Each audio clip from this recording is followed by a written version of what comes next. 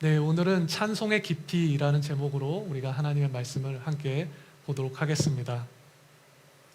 여러분들은 어떠한 찬송을 좋아하시나요? 아마도 대부분의 성도님들이요, 각자의 인생 찬송 한 곡씩은 다 가지고 계실 겁니다. 제 경우에는 왕이신 나의 하나님이라는 그런 찬양을 참 좋아하는데요.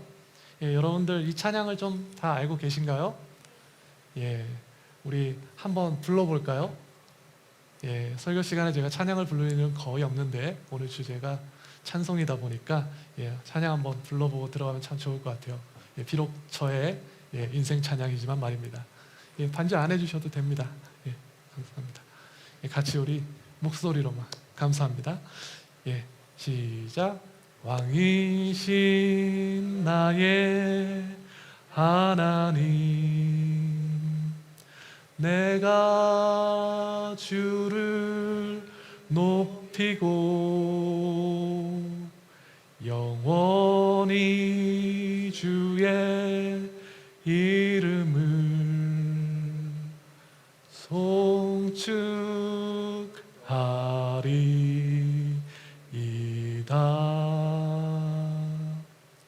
아멘. 사실 제가 이 찬양을 좋아하는 이유가 있어요. 그 이유가 뭐냐면 가사가 짧아서 외워서 부를 수 있기 때문에 저는 이 찬양을 참 좋아합니다. 그래서 언제든 찬양을 부르고 싶을 때, 그래서 반주를 오늘 해주시려고 했지만 반주가 없어도 누구의 도움을 받지 않고도 이렇게 쉽게 부를 수 있는 찬양이 이 찬양이라서 저는 이 찬양을 참 좋아해요. 찬양이란 이처럼 오늘 우리가 모인 예배 현장뿐만 아니라 우리의 삶 속에서도 우리 성도들의 애환과 그런 감격을 담아내는 귀한 그런 통로가 되죠. 그리고 오늘날에는요, 이 찬양이 성도들의 사업장에서 BGM으로도 이렇게 많이 사용되기 때문에 문화적인 영역에서도 귀한 그런 복음의 통로가 되는 것을 우리가 어렵지 않게 볼 수 있습니다. 이처럼 찬송이란 우리의 작은 일상으로부터 그리고 인생의 거점이 되는 그러한 순간까지 매우 중요한 역할을 하는 것이 찬송이죠. 그래서 이 찬송의 깊이를 알고 신앙생활을 하시는 그러한 성도님들과 그것을 모른 채로 그냥 신앙생활을 하는 그런 성도님들에게는 영적 성장에 있어서 큰 차이가 있을 수밖에 없는 것입니다. 그래서 찬송의 깊이를 우리가 찾아가는 것이 참 중요한 거죠. 하지만 우리가 찬송을 부를 때요, 그 찬송의 깊이를 찾는 것이 쉽지 않죠. 그래서 예배 때 우리가 다 함께 이렇게 찬송을 부르지만 서로 다른 은혜를 경험하는 것을 우리가 관찰할 수 있습니다. 어떤 분은 감동해서 감격하며 막 눈물을 이렇게 펑펑 흘리면서 찬양을 부르시지만 반면에 또 어떤 분은 매우 의무적으로 찬양을 부를 수 있다는 거예요. 어떤 분은 기쁨과 즐거움으로 막 이렇게 뛰면서 찬송하는 반면에 어떤 분은 정말로 몸이 건조하게 찬양할 수 있다는 거죠. 왜 이러한 갭이 생길까요? 왜 이러한 차이가 생기는 걸까요? 분명히 그것은 찬양곡 자체의 문제는 아닐 거예요. 그것은 오히려 찬송하는 그 사람의 문제일 겁니다. 그것은 분명히 찬송의 깊이를 발견한 사람과 아닌 사람의 차이일 겁니다. 그렇다면 우리는 그 찬송의 깊이를 어떻게 발견해 갈 수 있을까요? 그래서 성경은 오늘 말씀을 통해서 우리 성도들에게 사도 바울의 찬송을 들려주고 있는 것입니다. 오늘 본문에서 사도 바울은요, 모든 민족을 향한 그 하나님의 구원을 바라보고 그 하나님을 찬송하는 모습을 우리에게 보여주고 있습니다. 그는 그의 찬송을 이렇게 시작하고 있어요. 깊도다 하나님의 지혜와 지식의 풍성하며. 사도 바울은 하나님의 경륜과 그 섭리의 그 깊이를 발견해낸 것이죠. 그래서 그 깊은 곳으로부터 하나님을 찬송하는 거예요.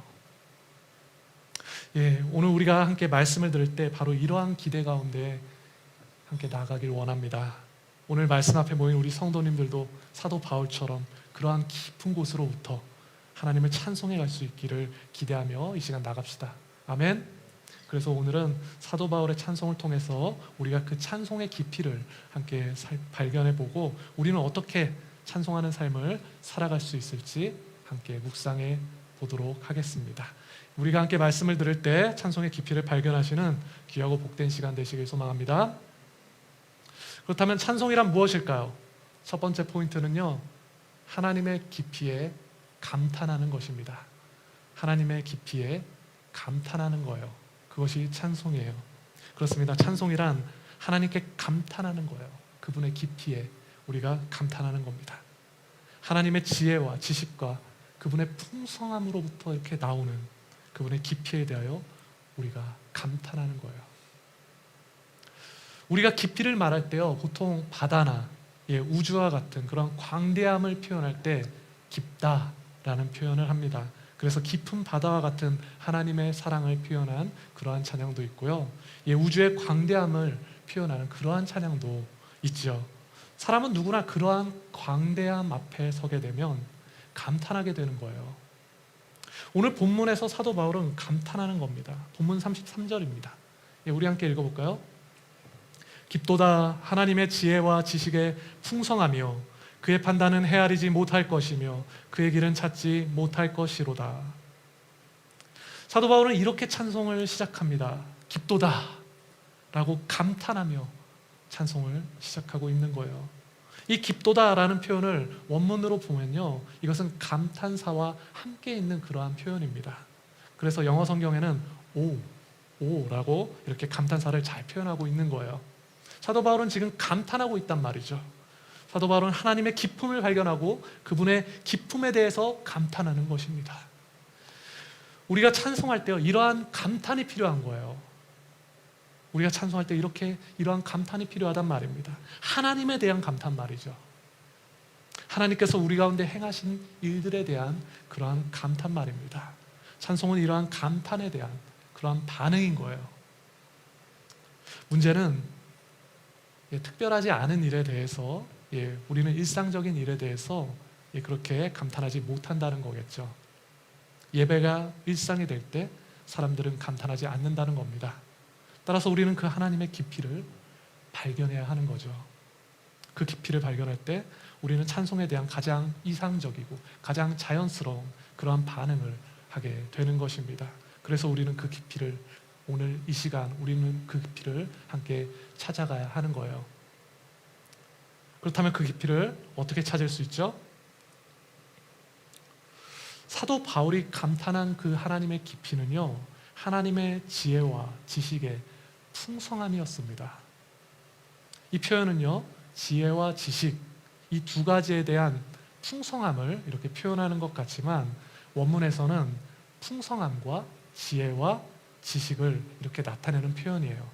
무슨 말이냐면 사도 바울은 지혜와 지식 이 두 가지가 아니라 풍성함과 지혜와 지식 이 세 가지에 대한 깊이에 대해서 감탄하고 있다는 겁니다. 하나님의 풍성함에 대한 깊이와 하나님의 지혜에 대한 깊이와 그리고 하나님의 지식에 대한 깊이에 대해서 사도 바울은 지금 감탄한단 말이죠. 사랑하는 여러분, 우리는 이러한 감탄을 경험해 보신 적이 있으신가요? 여기서 하나님의 풍성함이란 하나님의 자비와 그분의 긍휼과 그분의 영광의 풍성함을 말하는 거예요. 그래서 모든 사람들을 부욕해 하시고 모든 택한 자들을 구원하시는 그 하나님의 구원의 풍성함을 나타내고 있는 것입니다. 사도 바울은 이전 본문에서 언급했던 것처럼 이방인의 그 구원의 풍성함을 넘어서 이스라엘에게 또다시 주어지고 있는 풍성함을 말하는 겁니다. 바로 이것이 로마서에서 나타나고 있는 풍성함에 대한 의미이고요, 그 맥락인 거죠. 바로 이것이 구원의 풍성함 안에서 나타나는 하나님의 깊이인 거예요. 사도 바울은 바로 이러한 깊이에서 감탄하고 있는 겁니다. 그래서 그는 이렇게 고백하는 거예요. 깊도다 하나님의 지혜와 지식의 풍성함이요. 사랑하는 여러분, 우리는 이러한 감탄을 해보신 적이 있으십니까? 하나님의 풍성함과 지혜와 지식에 대해서 말하고 있어요. 여기서 하나님의 풍성함에 이어서 그분의 지혜는 어떠한가요? 세상의 지혜와는 대비되는 하나님의 지혜를 지금 말하고 있는 거예요. 세상은요, 로마서에서 말하고 있는 세상은요, 세상의 지혜는요, 스스로 지혜 있다 여기고 보이는 것들로 우상 삼아서 조물주보다 피조물을 더 경배했습니다. 그것이 로마서에서 말했던 세상의 지혜인 거예요. 그래서 하나님께서는요, 그들을 모두 죄 가운데 내버려 두사 모든 사람들로 심판 아래 두십니다. 하지만 하나님의 지혜는요, 그럼에도 불구하고 그들 가운데 믿음으로 말미암아 구원을 주시는 하나님의 능력으로 나타난 것이죠. 바로 그것이 하나님의 지혜고, 바로 그것이 복음으로 나타난 것이, 바로 그렇게 복음으로 나타난 것이 하나님의 지혜인 거예요. 이것이 하나님의 지혜이고 그분의 지혜가 보여주는 깊이인 거죠. 사도 바울은 이러한 하나님의 깊이에 대해서 감탄하는 것입니다. 그래서 그는 이렇게 고백했던 거예요. 깊도다 하나님의 지혜와 지식의 풍성하며. 사랑하는 여러분, 우리는 이러한 감탄을 경험해 보신 적이 있으신가요? 이어서 하나님의 지식은요, 하나님에 대한 잘못된 지식과 올바른 지식의 그러한 대비를 보여주고 있어요. 그래서 율법과 복음의 차이를 보여주는 거죠. 율법으로는 하나님의 구원을 우리가 다 알 수 없어요. 율법은 악한 것이 아니죠. 하지만 율법에 대한 잘못된 지식에 빠지면 자기 의에 빠져서 자기 힘으로 자기의 구원을 이루고자 발부둥치는 그러한 인생을 살아가게 되는 것입니다. 하지만 복음은 어떠한가요? 복음은요, 하나님의 능력으로 나타납니다. 자기 자신이 아닌 하나님을 믿는 거예요. 그래서 하나님을 의존하는 백성들을 구원하시려는 그 복음의 계획과 목적이 나타났고요. 그래서 이스라엘뿐만 아니라 모든 민족이, 궁극적으로는 온 세계를 향하신 그 하나님의 구원 계획이 우리 가운데 나타난 것입니다. 바로 이것이 하나님의 지식이고 그분의 지식이 보여주는 깊이인 거죠. 사도 바울은 이러한 하나님의 깊이에 대해서 감탄하는 것입니다. 그래서 그는 이렇게 고백했던 거예요. 깊도다 하나님의 지혜와 지식의 풍성하며. 사랑하는 여러분, 우리는 이러한 감탄을 경험해 보신 적이 있으신가요? 이처럼 깊이라는 것은 하나님의 구원을 바라볼 때 생기는 게 깊이이죠. 사도 바울의 모든 감탄은요, 하나님의 구원과 관련이 있다는 것입니다. 따라서 우리가 우리의 삶의 여러 상황에서 깊이를 발견하려면 이러한 하나님의 구원이 나의 삶과 어떠한 관련이 있는지 발견할 수 있어야 하는 거예요. 그러한 영적 시선에 우리가 눈을 떠야만 한다는 겁니다. 그러한 하나님의 구원이 우리의 삶 가운데 발견될 때 우리는 그 하나님의 구원에 대하여 감탄하게 되는 것이고 더 깊이 있는 찬송을 할 수 있게 되는 것입니다. 단순히 나의 문제를 해결받고 내가 원하는 것을 응답받는 차원에서 신앙생활을 하는 것은요, 우리의 삶 가운데 아무런 감동도, 아무런 감탄도, 아무런 깊이도 만들 수 없는 것입니다. 사실 그것은 자기 만족과 욕구를 쫓는 것과 다르지 않은 것이기 때문이죠. 그래서 그것은 다른 어느 종교에서나 세상의 여타 그냥 어떤 공동체에서도 쉽게 기대할 수 있는 것이고 쉽게 경험할 수 있는 것이에요. 하지만 하나님의 깊이는요, 그런 세상 속 표면적인 것을 넘어서서 우리가 다 헤아릴 수 없고 우리가 다 찾지 못할 만큼 깊이 있는 것이라는 겁니다. 사랑하는 여러분, 따라서 찬송은요, 우리 성도들의 애환에 따라서 좌지우지 되는 것이 아니에요. 그런 것이 아니라 하나님의 구원으로 말미암아 부르는 것이 찬송인 겁니다. 우리의 상황이 성공과 승리 가운데 있을 때 우리가 하나님을 찬송해야 할 이유가 무엇이죠? 반대로 우리의 상황이 위기 가운데 있을 때, 실패 가운데 있을 때 우리가 하나님을 찬송해야 할 이유가 무엇인가요? 우리의 상황이 나의 발행과 나의 뜻이 아니라 하나님의 뜻 가운데 있기 때문에 우리는 찬송해야 하는 것입니다. 그 어떤 상황에서라도 우리가 찬송해야 할 이유는요, 그 모든 상황 가운데 하나님께서 그 모든 상황을 넘어서서 그 모든 상황을 초월하셔서 우리의 구원을 이루어 가고 계시고 반드시 이루실 것이기 때문에 우리가 찬송해야 하는 거예요. 사랑하는 여러분, 사도 바울은요, 온 인류를 향한 하나님의 구원의 깊이를 바라보았던 겁니다. 깊은 바다와 같은 하나님의 구원, 온 세계를 향한 그 구원의 한가운데 한 개인으로 서 있는 자기 자신을 바라본 것일 테죠. 그래서 그는 이렇게 고백했던 거예요. 33절입니다. 우리 함께 읽어봅시다. 깊도다 하나님의 지혜와 지식의 풍성하며 그의 판단은 헤아리지 못할 것이며 그의 길은 찾지 못할 것이로다. 사랑하는 여러분, 우리의 인생은요, 하나님의 구원과 관련될 때 그 깊이를 찾을 수 있는 것입니다. 구원과 관련된 하나님의 풍성함과 하나님의 지혜와 하나님의 지식이 나의 삶 가운데서, 나의 일상 가운데서 찾아질 때 우리는 비로소 그곳에서 하나님의 구원에 대하여 감탄하며 더 깊은 찬송을 부르게 되는 것입니다. 우리는 그때 더 깊은 자리로 나아갈 수 있는 것이에요. 우리 성도님들은 이 하나님의 깊이를 발견하셔서 나의 삶에서, 나의 일상에서 더 깊이 있는 찬송을 부르시길 축원합니다. 또한 찬송이란 무엇일까요? 두 번째 포인트는요, 오직 하나님만을 인정하는 것입니다. 이어지는 본문에서 사도 바울은요, 이제 질문을 합니다. 본문 34절에서 35절입니다. 함께 읽어봅시다. 누가 주의 마음을 알았느냐? 누가 그의 모사가 되었느냐? 누가 주께 먼저 드려서 갚으심을 받겠느냐? 그의 질문이 뭐죠? 여기서 그는 몇 가지의 질문을 하고 있나요?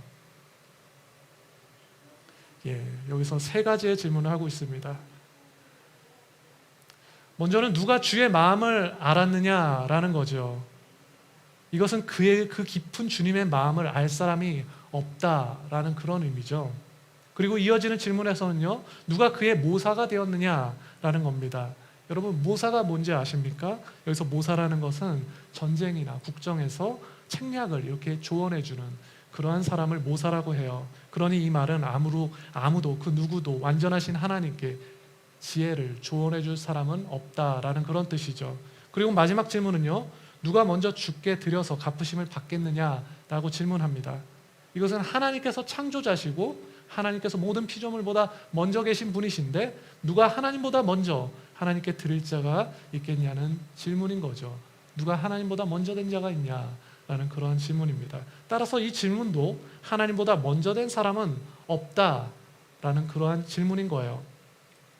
그래서 이렇게 세 가지 질문을 사도 바울은 던지고 있단 말이죠. 그런데 이 질문들엔 공통점이 있어요. 이 질문들에는 단 하나의 답을 의도하고 있는 것입니다. 이 모든 질문들은 하나같이 아무도 없다라는 답을 우리에게 요구하고 있어요. 주의 마음을 알 사람은 아무도 없는 거예요. 그의 모사가 될 사람도 아무도 없다는 거죠. 그리고 주께 먼저 드려서 갚으심을 받을 사람도 아무도 없다라는 겁니다. 질문이 계속 굉장히 많이 나왔는데요. 질문에는요, 두 종류의 질문이 있습니다. 하나는 답을 몰라서, 정말 몰라서 물어보는 그러한 질문이고요. 또 다른 하나는 답을 알고 있지만 그 답에 대해서 우리가 알려주기 위한 그러한 질문이 있죠. 사도 바울의 이 질문은요, 지금 몰라서 묻고 있는 그러한 질문이 아니죠.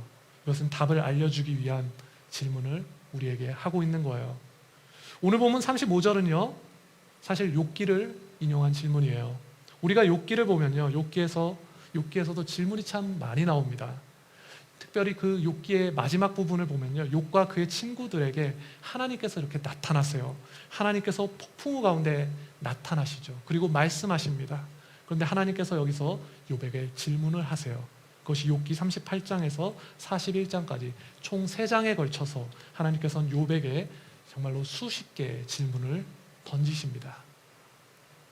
하나님께서 질문했던 것들은 우주가 어떻게 창조되었는지, 바다가 어떻게 창조되었는지, 그리고 세상의 생물들이 어떻게 생명을 얻고 살아가는지 매우 상세하게 묘사하면서 수십 개의 질문들을 욥에게 던지시는 거예요. 그러면서 물으시는 거죠.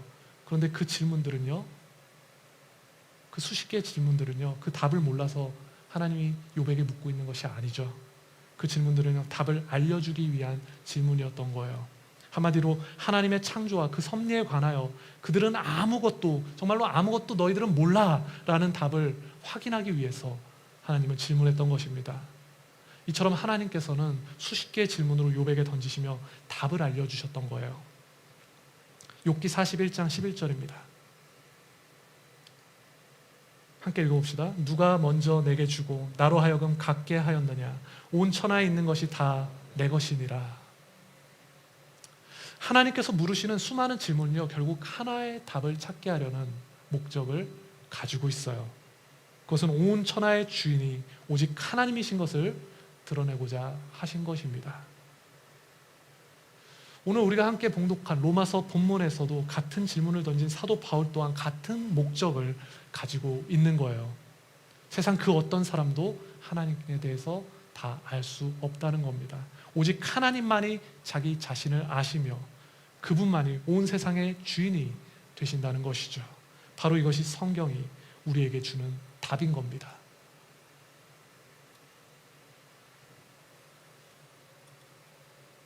하나님이 우리의 주인 되신다는 것이 성경이 우리에게 주는 답이라는 거예요. 욥기는 욥의 고난을 다루고 있습니다. 그는 하나님을 잘 섬겼지만 사단의 시험으로 인해서 고난을 받게 되었어요. 그래서 그의 집은 망했고 자식들은 다 죽었으며 자기 자신도 병들었습니다.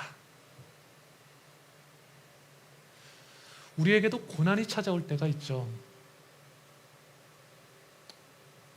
직장은 잘리거나 사업이 망하거나 혹은 몸이 아프거나, 저도 이번 주에 장염이 생겨가지고 엄청 고생했는데, 게다가 막 몸도 안 좋은데 새롭게 이렇게 일을 시작하는 건 뜻대로 되지 않고 모두 실패하는 그러한 고난이 우리의 인생 가운데 찾아올 수 있단 말이죠.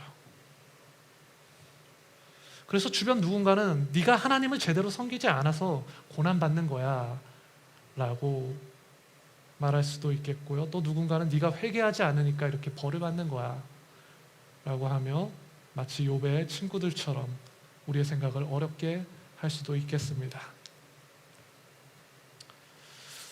분명히 우리의 문제를 해결받음에 있어서 성도가 하나님께 나가는 것은요, 절대적으로 필요한 것입니다. 하지만 나의 어떠함으로 그 문제가 해결될 것이라고 우리가 생각한다면 그것은 하나님을 주인으로 섬기는 것이 아니죠. 그것은 내가 하나님의 주인이 되는 것입니다. 욥은요, 하나님의 질문에, 하나님이 던지신 그 수십 개의 질문에 아무런 대답을 할 수 없었습니다.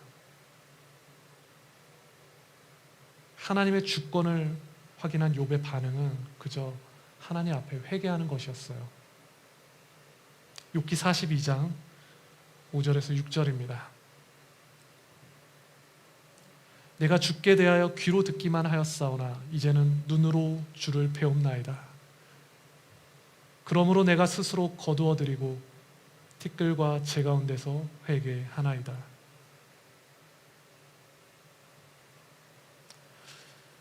이 욥의 회개는요, 자신의 도덕적인 잘못을 고하는 그러한 회개가 아니었습니다.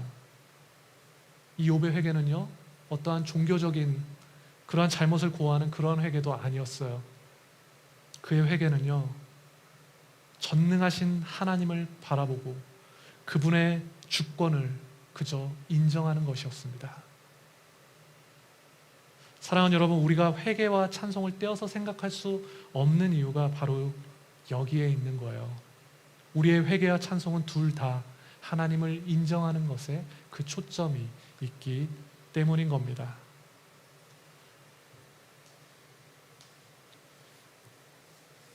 그렇다면 우리는 어떻게 그 하나님을 인정할 수 있을까요? 하나님께서는 우리가 십자가 안에서 하나님을 인정하게 하셨습니다. 그것이 하나님의 방법이죠. 빌립보서 2장 8절에서 9절입니다. 함께 읽어볼까요?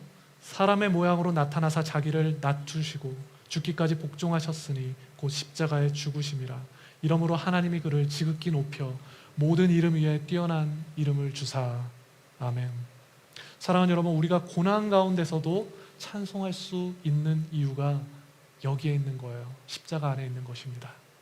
우리는 이 길의 끝을 다 알지 못하지만 우리가 믿고 신뢰하는 우리 하나님께서는 이 길의 끝을 분명히 아시기 때문에 그러한 것이죠. 하나님께서는요, 당신의 아들을 고난 가운데 내어주셨습니다. 하지만 그 결과가 뭐였죠? 하나님께서는 당신의 아들을 다시 일으키사 지극히 높임을 받게 하신 것입니다. 사랑하는 여러분, 우리가 회개와 찬송 가운데 하나님을 인정하는 것은요, 이러한 하나님의 섭리를 믿고 이러한 하나님의 섭리를 인정할 때 가능해지는 것입니다. 그래서 더 깊은 찬송의 자리를 살아가게 되는 것이에요. 우리 성도님들은 오직 하나님만을 인정하시며 더 깊은 찬송의 자리로 나아가시길 축원합니다. 마지막으로 찬송이란 무엇일까요? 세 번째는 하나님을 중심으로 노래하는 것입니다. 하나님을 중심에 두고 노래하는 거예요. 이어지는 본문에서 사도 바울은요, 하나님의 주권을 더 강조하면서 세상 모든 것의 중심이 하나님께 있음을 찬송합니다. 본문 36절입니다. 함께 읽어봅시다. 이는 만물이 주에게서 나오고 주로 말미암고 주에게로 돌아감이라. 그에게 영광이 세세에 있을지어다. 아멘. 사도 바울은 여기서 하나님께서 온 세상의 주인이 되시는 이유를 찬송합니다. 그래서 세상 모든 것이 하나님께 속했음을 찬송하는 것이죠. 그런데 여기서 강조는요, 하나님과 온 세상 사이의 그 관계성을 강조하고 있어요. 그래서 바울은 여기서 동사를 쓰지 않고 세계의 전치사를 통해서 모든 피조물이 하나님께 완전히 속했음을 우리에게 이렇게 보여주고 있는 것이죠. 영어 성경에서는 이것을 더 클리어하게 보여주는데요, 영어로는 from him, through him, to him 이라고 표현됐어요. 세상 모든 것이 하나님으로부터 하나님을 통해 하나님에게 속했다는 거죠. 이것은 앞서 살펴본 것처럼 욥에게 준 대답과도 일치하는 거예요. 하나님께서 욥에게 수많은 질문을 던지시고 그에게 준 대답은 이러했습니다. 온 천하에 있는 것이 다 내 것이니라. 따라서 사도 바울은요, 이 찬송을 통해서 기본적으로 우리의 주인 되시는 하나님을 찬송하는 거예요. 그런데 그 주인이신 하나님께서 우리의 모든 근거가 되시고 우리의 모든 방법이 되시며 우리의 모든 방향과 목적이 되시는 것을 찬송하는 것입니다. 우리의 모든 근거와 이유와 방법과 목적과 방향을 그 되시는 그 하나님께 우리는 영원한 영광을 돌려야 하는 것입니다. 그것이 바로 찬송인 거예요. 우리의 찬송이 대상이 되시는 하나님께서는요, 우리의 모든 삶의 중심이 되신다는 것입니다. 그렇다면 하나님이 중심이 된 우리의 삶은 이제는 어떠해야 할까요? 오늘 주제는 찬송인데요, 그렇기 때문에 우리가 조금 더 실천적인 적용점을 찾아보면 좋겠어요. 우리 또한 실제로 찬송하는 삶을 그래서 살아가야 한다는 겁니다. 하나님께서 우리의 모든 근거가 되시기 때문에 우리는 찬송해야 한다는 거예요. 하나님께서는 우리의 모든 방법이 되시기 때문에 우리는 하나님을 찬송해야 한다는 겁니다. 또한 하나님께서는 우리의 모든 목적과 그리고 방향이 되시기 때문에 우리는 하나님을 노래해야 하는 거예요. 사랑하는 여러분, 하나님을 찬송하십시오. 우리 하나님을 노래하십시오. 우리가 찬송할 때 능력이 나타나는 것입니다. 찬양에는 능력이 있어요. 우리의 찬송 가운데 능력이 나타나는 것은요, 우리의 어떤 음악이 주는 그러한 심리적인 안정 효과가 아닙니다. 그런 것이 아니에요. 우리의 찬송에는요, 그 찬송의 대상으로부터 그 하나님으로부터 시작되는 주권이 나타나기 때문에 우리의 삶에는 변화가 나타날 수밖에 없는 것입니다. 우리의 참된 주인 되시고 우리의 참된 왕이신 하나님께서, 그래서 온 천하에 있는 것이 다 내 것이니라 라고 선포하신 우리 하나님께서 당신의 주권을 우리의 삶에 영원히 세세토록 나타내시는 것입니다. 따라서 우리가 찬송할 때 우리 가운데 어떠한 영적 현상이 생기냐면, 하나님의 백성된 우리가 그분의 주권을 우리는 바라보게 된다는 것입니다. 왕이신 하나님의 주권을 우리가 바라보게 된다는 거예요. 우리가 찬송할 때 우리는 하나님의 주권을 바라보게 되는 거예요. 우리가 찬송할 때 우리 왕의 주권과 우리 왕의 능력을 우리는 바라보게 된다는 것입니다. 왕이신 나의 하나님, 내가 주를 높이고 영원히 주의 이름을 송축하리이다.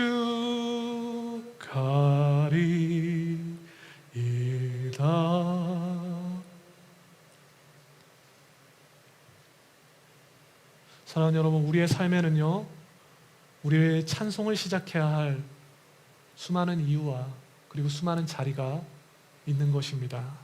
그 자리는 분명히 우리가 직접적으로 이렇게 노래하는 것을 넘어서서, 이 노래를 뛰어넘어서 우리가 수많은 성령의 열매를 맺어가야 할 우리의 텃밭이 되는 것이에요. 그렇게 우리가 그러한 삶의 모든 자리에서 하나님을 중심에 두고 그분이 행하신 일을 찬송해야 하는 것입니다. 여러분, 그러한 자리에서 찬송을 시작해 가십시오. 여러분들만의 자리에서 이제는 찬송을 시작해 가십시오. 우리 왕을 향한 찬송을 시작해 가세요. 우리 하나님을 향한 그 찬송을 시작하십시오. 나의 고난과 공고와 환난의 자리에서 하나님을 찬송하십시오. 우리의 왕을 경외하는 삶을 그걸로 말미암아서 또한 살아가십시오. 우리 왕이 영광 받으실 그 삶을 살아가시며 그 왕의 통치와 주권을 계속해서 찬송하십시오. 우리가 찬송을 시작해야 하는 겁니다. 하나님께서 우리에게 아들을 주셨고 그 아들이 우리 가운데 왕으로 세워졌습니다. 바로 이것이 우리 삶에서 드러나야 하는 하나님의 통치인 거예요. 우리 왕의 통치인 거예요. 우리가 찬송할 때 그 통치가 나타나는 것입니다. 바로 이것이 우리가 살아가야 하는 우리의 삶의 현장인 거예요. 우리 삶의 자리인 거예요. 우리의 삶은 그 영원하신 왕의 통치 안에 있는 것입니다. 그리고 우리는 그분의 통치와 함께 영원토록 노래하게 되는 것입니다. 영원토록, 세세토록 우리는 그분의 통치를 노래할 것입니다. 요한계시록 19장 5절에서 6절입니다.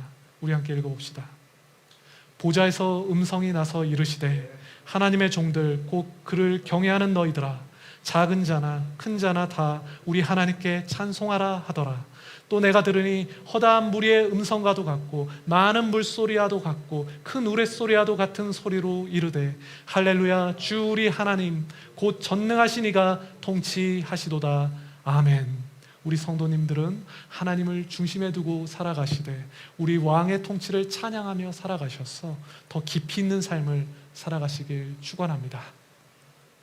말씀을 맺겠습니다. 사랑하는 어린이학교의 성도 여러분, 하나님께서는 우리를 통해서 찬송받으시고 우리로 하여금 더 깊이 있는 삶을 살아가길 원하십니다. 그래서 우리는 하나님의 깊이에 감탄하며 찬송하며 그렇게 살아가야 하는 것이고요. 또한 하나님만을 인정하며 그렇게 찬송해야 하는 것입니다. 그리고 하나님을 중심에 두고 그의 통치를 찬양하며 살아가야 하는 것입니다. 사랑하는 어린이학교의 성도 여러분, 우리가 이번 한 주를 살아갈 때에도 우리 하나님을 찬송하며 우리가 함께 살아갑시다. 그래서 하나님의 깊이를 발견하고 그 하나님의 깊이에 우리가 감격하며 그 깊이로 말미암아 새롭게 시작하는, 우리의 삶을 새롭게 세워가는 그러한 삶을 살아갑시다. 우리 성도님들은 자신의 삶에 풍성한 찬송의 깊이를 만들어 가시길 귀하신 우리 주님의 이름으로 축원드립니다.